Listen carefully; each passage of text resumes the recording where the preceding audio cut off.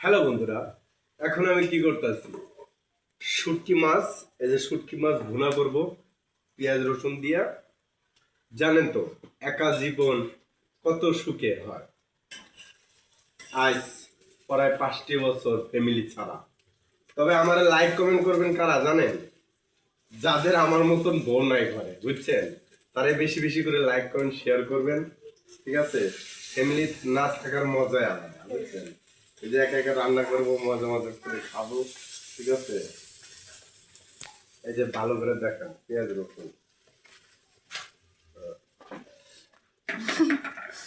আমার যারা like comment share করবেন, যাদের ফ্যামিলি নাই আমার মতন রান্না করে এখানে একা একা, তারা বেশি বেশি করে লাইক করবেন, কমেন্ট করবেন, শেয়ার করবেন, অন্যকে দেখার চেষ্টা করে দিবেন, বুঝছেন? তাহলে আপনি শেয়ারের আশায় যাতে অন্য মানুষ দেখতে পারে, বুঝছেন?